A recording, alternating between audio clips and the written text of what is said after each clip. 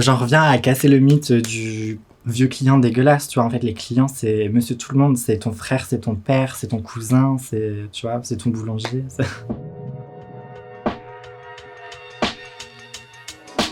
Alors, je suis Beverly Ruby, je suis une activiste trans et travailleuse du sexe. Une TDS, c'est une travailleuse du sexe. Le travail du sexe, c'est un terme parapluie qui englobe plusieurs métiers. Les gens pensent directement aux putes, mais c'est pas les seuls concernés par ce terme, parce que ça inclut les dominas par exemple, les escortes, qui sont des putes d'intérieur, les acteurs, actrices porno, camgirl, camboy, strippers, voilà, enfin, différents métiers à partir du moment où on monétise sa propre sexualisation, on entre dans le travail du sexe. Je dirais contre, parce que on entend souvent dire les gens ouais, il faut légaliser la prostitution, il faut rouvrir les maisons closes et tout, mais c'est pas ce qu'on revendique en fait, c'est pas ce qu'on veut. On voit très bien comment ça se passe dans les autres pays qui ont adopté le modèle nordique. Justement avec cette légalisation, cet encadrement de la prostitution, c'est assez contre-productif et c'est pas du tout ce qu'on cherche. Nous, ce qu'on veut en fait, c'est pouvoir s'organiser, c'est l'autogestion, c'est pouvoir rester indépendante. Nous, ce qu'on demande, c'est la dépénalisation, c'est pas la légalisation. Autrefois, les putes étaient pénalisées, verbalisées pour le fait de racoler dans la rue. Cette loi a été remplacée en 2016 par la pénalisation des clients. On a le droit de vendre nos services, mais personne n'a le droit de les acheter. T'imagines, on t'autorise à ouvrir une boulangerie, mais personne n'a le droit de venir t'acheter du pain. Sans clientèle, on n'a pas de revenus. Sans revenus, on peut pas vivre. Voilà. Donc cette loi, elle a un effet dévastateur.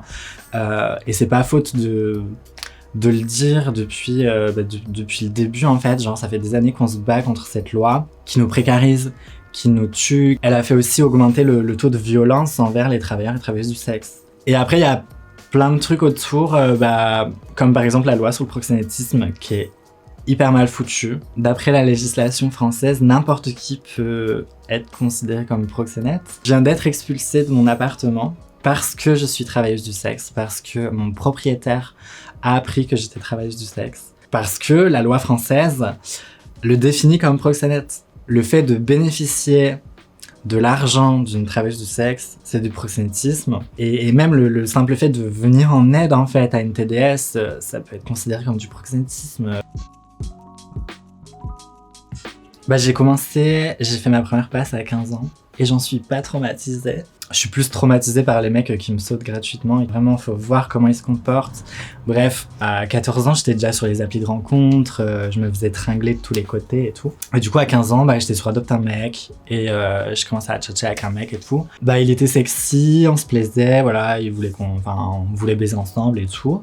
Et du coup, je lui dis, ok, mais tu payes. Et il m'a dit, ok. Et voilà, ça s'est fait comme ça. Puis après, c'est plus tard que j'ai connu les sites d'escorte et tout. J'ai toujours eu une sexualité débridée et tout, j'ai toujours été hyper sexuelle et libérée et tout, et voilà, je kiffe le cul, je kiffe l'argent, et puis c'est quelque chose qui me convient, tu vois, et puis en plus, j'ai pas envie de travailler, moi ça me fait chier, moi je suis feignante, tu vois, j'ai pas envie d'aller trimer à Carrefour ou à l'usine, tu vois, genre, donc moi sucer des queues, ça me va très bien.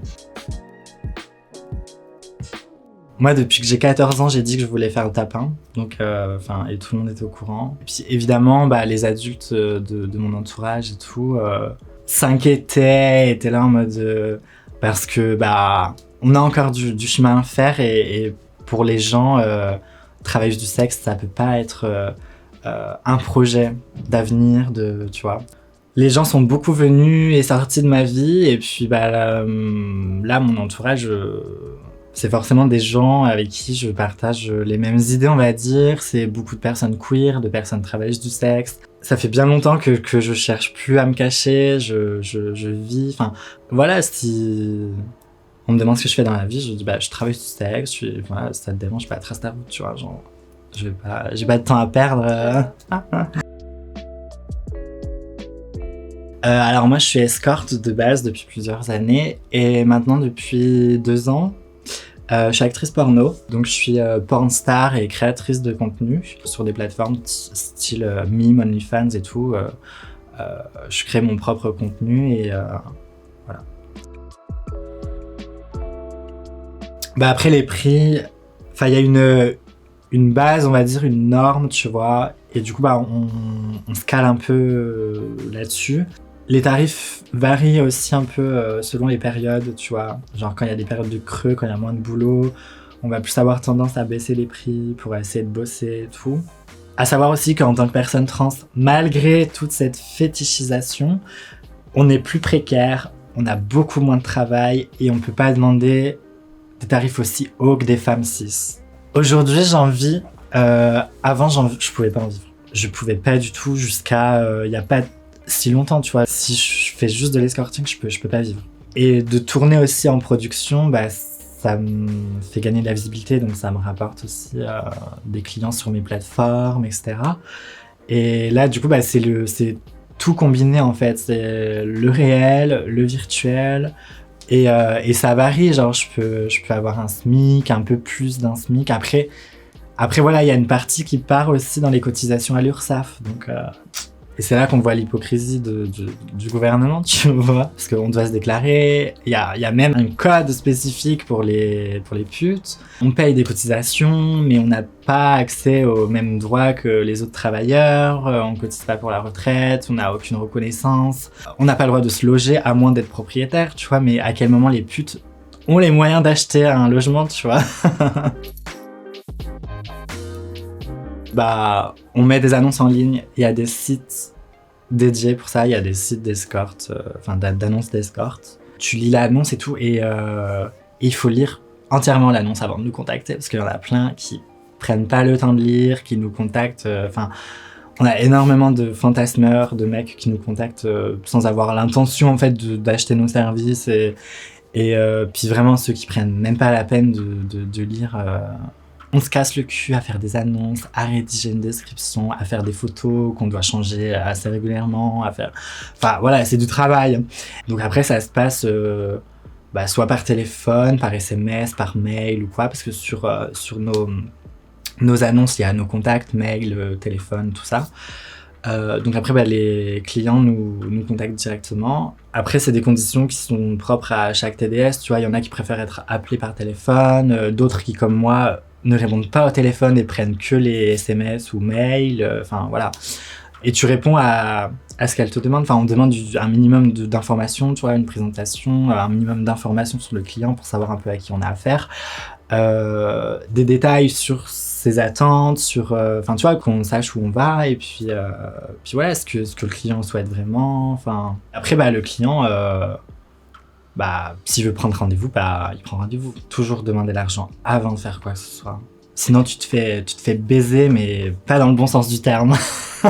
Il y en a, ouais, après, c'est surtout des débutantes, tu vois, qui pensent pas à demander l'argent avant, qui se font baiser ou qui vendent une prestation virtuelle ou quoi, et puis au final, le mec, après, plus rien, et il a pas payé, et puis voilà, tu t'es fait entuber, quoi. Ça, c'est pareil, ça dépend.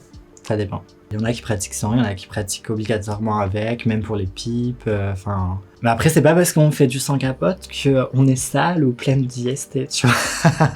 C'est ça aussi l'idée reçue que les putes sont des nids à IST. Ça vient toujours de gens qui n'y connaissent rien, qui se sont jamais fait tester, tu vois. Donc, franchement, c'est cocasse. Moi, je me fais tester régulièrement, j'ai un suivi, je prends la PrEP, qui est le traitement de prévention contre le VIH. J'ai un minimum de connaissances sur les IST. Voilà, eux, ils savent même pas ce qu'est une chlamydia, ils sont jamais dépistés et ils viennent ouvrir leur gosier là, genre. Ouais, après, c'est des choses aussi qu'on apprend un peu avec l'expérience. Mais c'est des trucs aussi qui peuvent s'appliquer justement pour les dates gratuits, tu vois. Quand on est une femme, voilà, que ce soit dans la rue ou quand on rencontre des mecs et tout. Malheureusement, on doit faire attention à plein de choses. J'ai envoyé toutes les infos de mon rendez-vous et de mon client à une personne de confiance avec l'horaire du rendez-vous et toutes les infos, genre adresse, digicode, étage, numéro de chambre, numéro du client, éventuellement la photo, tout ça. J'arrive sur le lieu du rendez-vous, machin, j'entre et tout, j'envoie un petit SMS, un petit truc en mode c'est bon, c'est ok, à tout à l'heure. Puis je lui dis c'est un rendez-vous d'1 heure, je dois finir à telle heure, donc la personne elle me contacte 10-15 minutes après, s'il y a pas de réponse, c'est qu'il faut s'inquiéter. Et tu repères un peu, genre si jamais il se passe quelque chose et t'as besoin de te barrer en fait, bah tu repères un peu par où tu vas devoir partir, par où et tu peux éventuellement te casser et tout, enfin plein de trucs comme ça. Si je bois avec mon client, que ce soit alcool ou pas, hein, je prends toujours mon verre et mon sac à main. Genre, même si c'est juste pour aller faire un pipi ou n'importe, genre je bouge jamais sans mes affaires et tout. Et justement, c'est vraiment le TDS qui m'a apporté cette méfiance, parce qu'avant, je prenais énormément de risques, parce que je rencontre des hommes depuis très jeune, et je prenais pas mal de risques en rencontrant beaucoup d'inconnus, en montant dans des voitures, en allant chez n'importe qui, en faisant plein de trucs et tout. J'étais un peu inconsciente et tout. J'ai pas de clients tous les jours, déjà j'ai un client par semaine. Ça c'est vraiment aussi une grosse idée reçue que les putes roulent sur l'or, elles enchaînent les clients et tout, mais pas du tout en fait. Genre la majorité d'entre nous est précaire et non, il n'y a pas de clients, surtout avec le contexte actuel entre la loi de pénalisation des clients, le contexte sanitaire. Enfin là, il y a tout, genre non, il y a pas de clients qui tombent du ciel. Enfin, tu vois, la plus grosse partie de notre travail, c'est pas la baise, hein. C'est pas les rendez-vous, c'est le secrétariat, la com, le marketing, tout ce qu'on fait en ligne, sur les réseaux sociaux, sur répondre aux clients. Enfin ça, c'est grave chronophage, énergivore et tout, et les gens, ils pensent pas à tout ça, tu vois. En vrai, il y a de tout, hein. Il y a de tout profil, vraiment. J'en reviens à casser le mythe du vieux client dégueulasse, tu vois. En fait, les clients, c'est monsieur tout le monde. C'est ton frère, c'est ton père, c'est ton cousin, tu vois, c'est ton boulanger. Il y en a peu qui assument. Et il y a aussi beaucoup de mecs mariés ou en couple qui viennent nous voir. Après, il y a des escortes hommes, il y a des putes hommes et tout, enfin, il y a des travailleurs du sexe, et il y a des travailleurs du sexe gay ou pour hommes et tout, enfin, tu vois, de toute façon, il y en a pour tout le monde, tu vois, mais... Après, moi, j'ai peut-être plus des 40-50-naires, tu vois, mais après, c'est un peu des monsieur tout le monde, tu vois, et puis ça m'arrive d'avoir des trentenaires, il y a des collègues qui ont même des mecs de 20 ans, Enfin, en vrai, il y a de tout. Il y a de tout profil. J'ai des commandes de clients pour des vidéos personnalisées. Tu vois, genre des mecs qui kiffent, qui ont un kink avec la nourriture. Donc, je fais des vidéos de cul avec de la nourriture. Et moi, je kiffe ça, tu vois, les mecs qui ont vraiment des demandes particulières parce que eux, au moins, ils savent ce qu'ils veulent. Ils sont respectueux, ils sont corrects et ils savent ce qu'ils veulent, tu vois. Donc, franchement, c'est trop kiffant de travailler avec des gens comme ça. Enfin, pour des gens comme ça et tout, tu vois. Non. Je sais qu'il y a des collègues à qui c'est arrivé. Il y en a qui se sont même mis en couple avec des anciens clients et tout.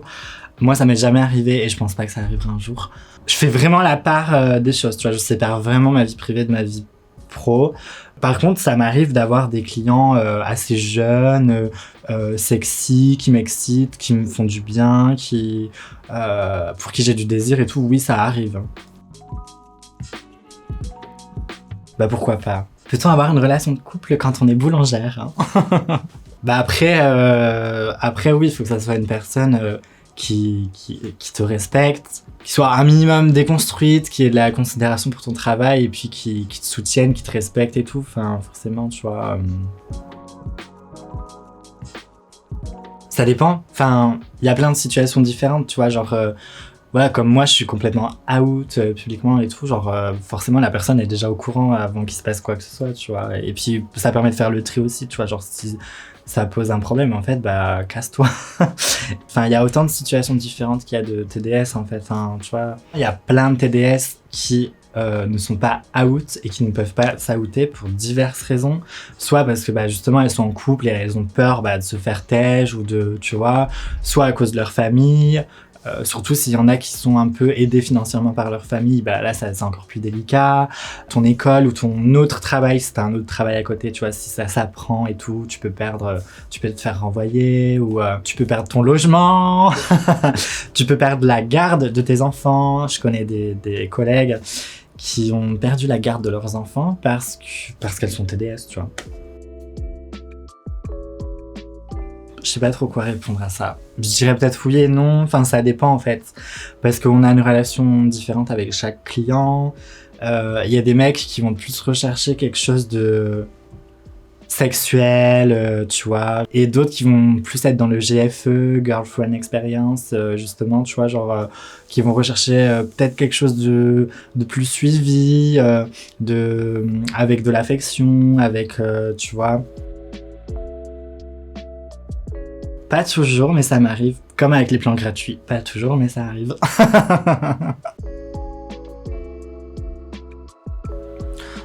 J'ai rien qui me vient à part des souvenirs de super clients adorables et de bons moments, de bons rendez-vous qui me viennent en tête, tu vois. À part ça, j'ai pas de... Je sais pas. Tout ce qui est jeu de, je sais pas, de sang, de couteau, je fais pas. Tout ce qui est momification, encordage, machin, je fais pas. De toute façon, j'ai pas les compétences pour, j'ai pas été formée pour. Et puis ça m'intéresse pas vraiment, donc voilà.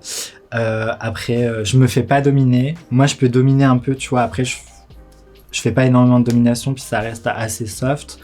Mais moi, en tout cas, je me fais jamais dominer, c'est mort. Ça arrive, mais pour des tournages et avec des femmes ou des personnes queer, enfin en tout cas des personnes en qui j'ai confiance et tout, mais jamais par des hommes. Je me sens pas en confiance avec des hommes pour me laisser dominer. Et puis c'est pas ce qui m'excite, donc. En vrai, je sais pas.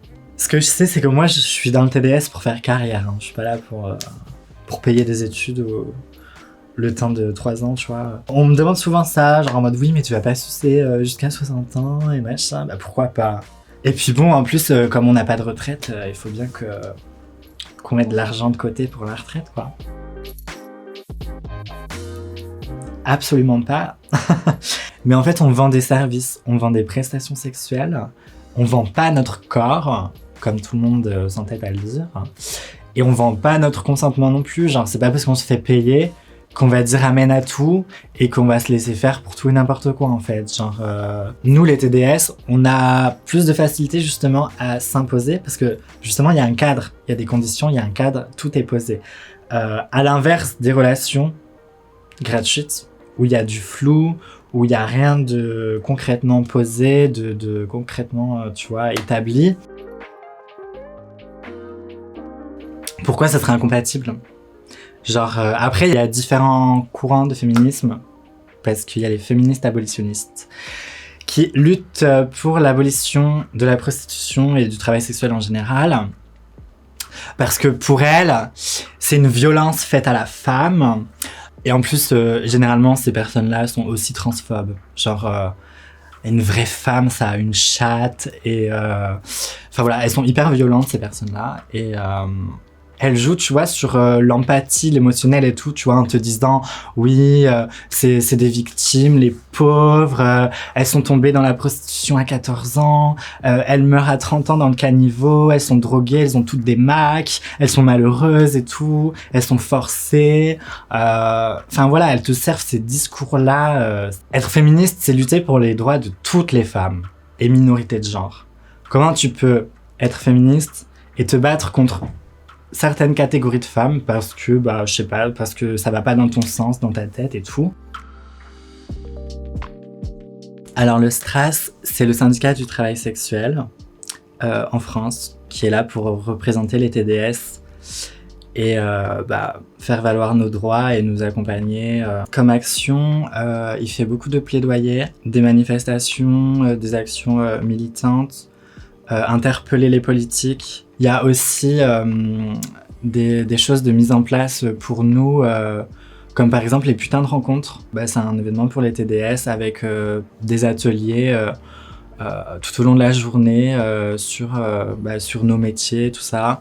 Il y a des ateliers qui sont en non-mixité, des ateliers qui sont ouverts aux personnes non TDS. C'est des événements qui nous permettent aussi de sortir de l'isolement, parce que quand on est travailleur ou travailleuse du sexe, on est beaucoup à être isolé, surtout quand on débute dans l'industrie, etc. Et c'est très difficile d'être isolé quand on est TDS, de pas pouvoir partager ça avec des collègues, de pas pouvoir parler de son travail. Donc c'est très important qu'on ait des choses comme ça. Là, vous pouvez, en ce moment, actuellement, vous pouvez me retrouver sur Instagram sous le nom de It's Beverlux, tout attaché. Je ne sais pas pour combien de temps parce que je suis suspendue régulièrement sur Instagram.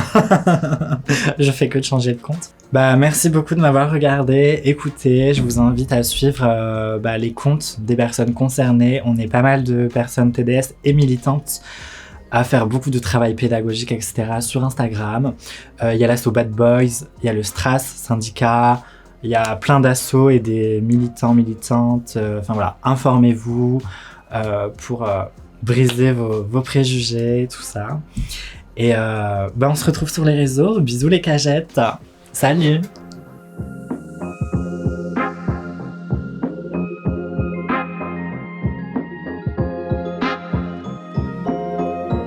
Est-ce que j'ai déjà préféré? Est-ce que J'ai fait du sexe.